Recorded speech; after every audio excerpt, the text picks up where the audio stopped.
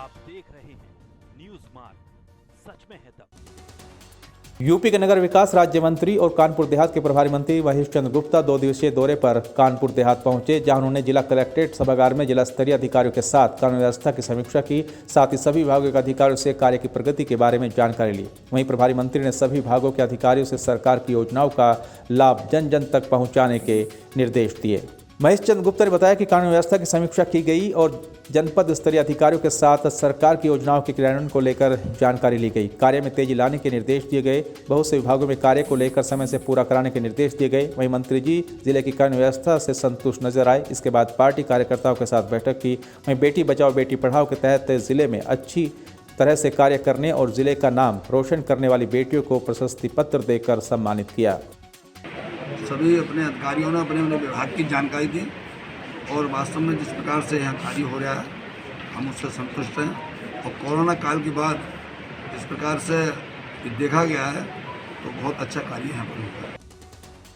रविवार को कन्नौज लोकसभा क्षेत्र के सांसद सुब्रत पाठक रसूलाबाद विधानसभा क्षेत्र पहुंचे, जहां उन्होंने सर्किट हाउस पहुंचकर कार्यकर्ताओं के साथ बैठक की। इस दौरान उन्होंने कहा कि प्रदेश और केंद्र की सरकार विभिन्न जन कल्याणकारी योजनाओं का लाभ जन जन तक पहुंचा रही है। केंद्र की मोदी सरकार ने अहम बिल पास किए जिससे किसान बिचौलियों से मुक्त होंगे।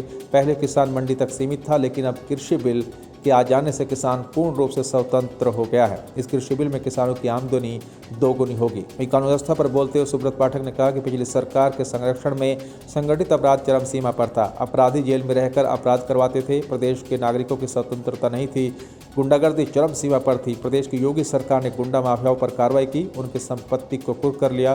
कोई भी संगठित अपराध अब उत्तर प्रदेश में किसी भी तरह से नहीं दिया जा सकता, उल्टा उन पर कार्रवाई हो रही है। किसानों के सशक्तिकरण के लिए प्रयास शुरू कर दिए थे।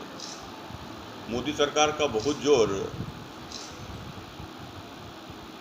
रहा कि किसानों के लिए इस प्रकार से योजना लाई जाए जिनसे किसानों का सशक्तिकरण हो, किसान की आमदनी बढ़े और किसान संपन्न हो। इस प्रकार से योजनाएं बनाए, ना कि केवल लोक लुभावनी योजनाएं बनाकर और किसान के साथ छलावा किया जाए। कानपुर देहात के भोगनीपुर कोतवाली क्षेत्र में हरदुआ बाईपास नेशनल हाईवे 27 पर कानपुर की तरफ से जा रहे तेज रफ्तार ट्रक ने हाईवे क्रॉस करते समय इंदिरा नगर निवासी प्रमोद को रौंद दिया और फरार हो गया। प्रमोद की मौके पर ही मौत हो गई। प्रमोद गरीब परिवार से था जो किसी तरह से अपने परिवार का भरण पोषण करता था। प्रमोद की मौत के बाद परिवार में संकट खड़ा हो गया।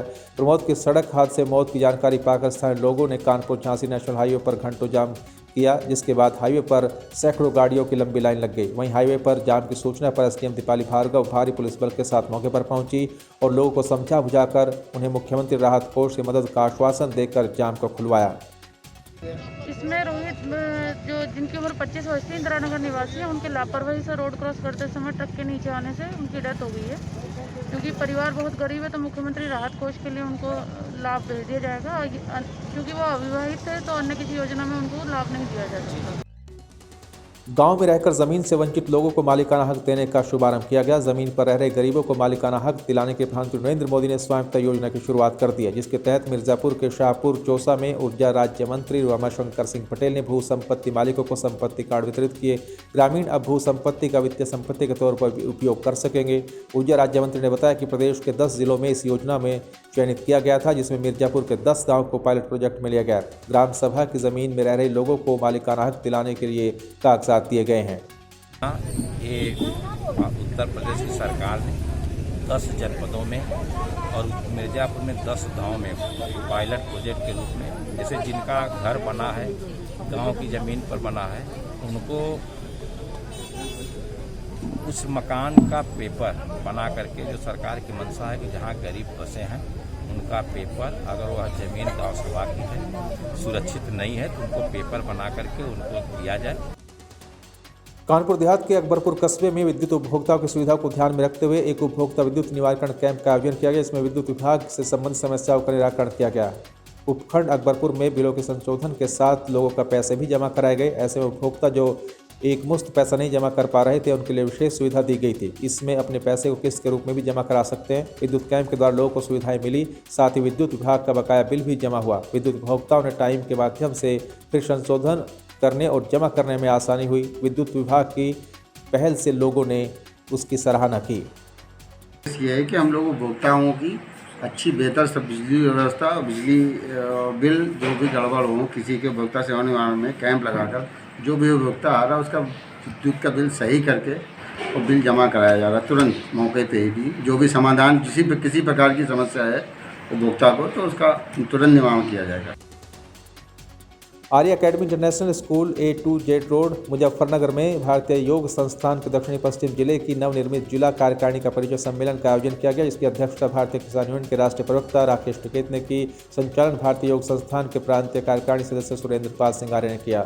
सर्वप्रथम योगाचार्य सुरेंद्र पाल सिंह आर्य ने सर्पासन धुरासन कराए गए और निर्वाचित जिला प्रधान राज सिंह पुंडीर ने पदोत्थान आसन, मरकट आसन और श्वासन क्रियाएं की। केंद्र प्रमुख सहदेव आर्य ने हंसी और अनुलोम विलोम, कपालभाति और भामरी प्राणायाम कराए। इस मौके पर योगाचार्य सुरेंद्र पाल सिंह आर्य ने सभी लोगों पदाधिकारियों को परिचय कराया और साथ ही निःशुल्क प्रचार प्रसार करने का संकल्प दिया। जिला कार्यकारिणी में जिला प्रधान राज सिंह पुंडीर, जिला मंत्री योगेश्वर दयाल, श्रीपाल अमित कुमार, वीर सिंह, कर्णवीर सिंह, सहदेव आर्य, डॉक्टर जीत सिंह तोमर सहित तमाम लोग मौजूद रहे। वहीं फूल माला पहनाकर भी नीरज बंसल आदि का स्वागत किया गया।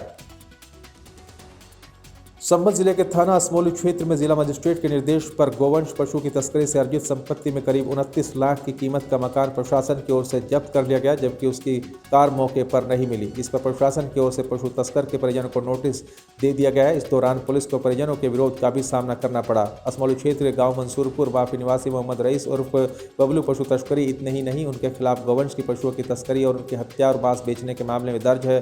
थाना प्रभारी ओस्मिल रणवीर सिंह ने बताया कि पशु तस्करी के काम में सम्मिलित रहने की वजह से उनकी काफ़ी संपत्ति हटा ली गई है, जिसके चलते क्षेत्र के लोगों में उनका काफ़ी बेहतर। ऐसे में उनका जिला कलेक्ट्रेट को अपनी रिपोर्ट दी है। जिला स्टेशन गांव में पहुंचकर पशु तस्कर की संपत्ति को कुर्क करने की मुनादी कराई गई। संभल में एसपी संभल महोदय के निकट पर्यवेक्षण में शातिर अपराधियों के विरुद्ध धरपकड़ अभियान चलाया जा रहा है। इसी अभियान के क्रम में आज थाना असमोली क्षेत्र के गांव मंसूरपुर माफी का रहने वाला शातिर अपराधी रईस उर्फ बबलू पुत्र कल्लू, जो कि शातिर अपराधी है, वह गौ तस्करी, पशुवध व चोरी जैसे संगीन जघन्य अपराधों में लिप्त रहा है, जिसके विरुद्ध पूर्व में गैंगस्टर की कार्रवाई की गई थी। संभल पुलिस की आईपीएल मैच पर सट्टा का कारोबार करने वालों पर नखासा इंस्पेक्टर धर्मपाल की टीम की ताबड़तोड़ कार्रवाई जारी है। संभल जिले के नखासा कोतवाली क्षेत्र में तिमरदास सराय में पुलिस ने एक मकान पर छापेमारी की तो पुलिस ने आईपीएल का सट्टे का कारोबार करते हुए 4 आरोपियों को गिरफ्तार कर लिया। पुलिस ने साजिद हुसैन के मकान पर छापा मारकर साजिद पुत्र शाबिर समीर पुत्र यामीन, फहीम पुत्र तैयब और सादाब अख्तर पुत्र हुसैन को आईपीएल मैच में सट्टा करते रंगे हाथों पकड़ा। मौके से पुलिस को नगद 10,000 रुपये, 12 मोबाइल टीवी बरामद हुआ है, जबकि अमीर उर्फ और गुलजार प्रधान ऑफिस के नाम भी प्रकाश में इनकी गिरफ्तारी जल्द की जाएगी। जी एसपी संभल महोदय के डायरेक्शन पे जनपद संभल में अपराधियों की धरपकड़ का अभियान चल रहा है। इसी क्रम में थाना नखासा क्षेत्र में तिमरदास सराय के पास साजिद हुसैन के घर पर आईपीएल का सट्टा लगाए जाने की सूचना थी। सूचना को पुख्ता करते हुए हम लोगों द्वारा नखासा पुलिस द्वारा प्रभावी रेड की गई, तो इसमें साजिद के साथ अन्य 4 व्यक्ति अरेस्ट हुए हैं। उत्तर प्रदेश के बलिया जिले के नगरा थाना क्षेत्र के मल्लभ हसनपुरा गांव का मामला है, जहां जिलाधिकारी कार्यालय पर सरकारी जमीन पर दबंगों द्वारा अवैध कब्जे से परेशान शशिधर सिंह के नेतृत्व में ग्रामीण लोगों ने डीएम को ज्ञापन दिया। कहा कि ग्राम सभा की सरकारी जमीन को दबंग हड़पना चाहते हैं। इससे पहले भी अवैध कब्जे को हटाने के लिए जिला प्रशासन से गुहार लगाई गई, लेकिन कोई सुनवाई नहीं। लेकिन जिला प्रशासन ने और ना ही पुलिस ने कोई कार्रवाई की। दबंग लोग ग्राम सभा की जमीन पर कब्जा करते हैं और वहां पर जल जमाव की समस्या भी उत्पन्न हो जाती है। प्रशासन के पास अधिकार होने के बाद भी कोई कार्रवाई नहीं हो रही। जिलाधिकारी कार्यालय के पास इनके यहाँ पहुँचे हैं। 662 रकबा नंबर की ज़मीन है हमारे यहाँ, जो ग्राम सभा की ज़मीन है, राज्य सभा की ज़मीन है, राज्य सरकार की भूमि है। और उसको खाली कराने के लिए हमने पूर्व में भी कंप्लेन किया था, तहसील दिवस पर भी कंप्लेन किया था और सुनवाई नहीं किया जा रहा है। कोई कार्रवाई जिले से शासन द्वारा नहीं किया जा रहा है। मिर्जापुर पुलिस ने डीआईजी सीबीआई बनकर बंगाल और गाड़ी की सुविधा की मांग करने वाले व्यक्ति को गिरफ्तार किया है। पकड़ा गया व्यक्ति अलीगढ़ का निवासी है, जो सेक्शन इंजीनियर पद से स्वैच्छिक सेवानिवृत्ति ले चुका है। वो अपनी पत्नी, मां और बेटी के साथ विंध्याचल दर्शन पूजन करने आया था। जिले में पुलिस ने डीआईजी सीबीआई बनकर बंगला और गाड़ी की सुविधा की मांग करने वाले व्यक्ति को गिरफ्तार कर लिया। जिस गाड़ी को उनकी सेवा के लिए मंगाया गया था उस पर बैठाकर कटरा थाने ले जाया गया और अपने साथ पत्नी मां बेटी के साथ विंध्याचल दर्शन के लिए आया था। वहीं डीआईजी सीबीआई बताकर पुलिस को रौब दिखा रहा था। देखिए, राजीव सिंह सना उदयवीर सिंह निवासी शिवपुरी चौराहा अलीगढ़ थाना बनोदी पड़ता है वहाँ इसी ये फ़ोन किए थे, वहाँ के आरआई को भी फ़ोन किए थे, जिससे पता चला है। और हमारे यहाँ भी ऑफिसर्स को फ़ोन किए थे, ये जो है डीआईजी बनकर के सीबीआई के, और उनको पकड़ा गया है। और कुछ हम लोगों को बातचीत से सुबह हो गया था, इन पर शक हो गया था कि लगता है ये डीआईजी है नहीं बल्कि डीआईजी बनने का कुछ प्रवंचना कर रहे हैं।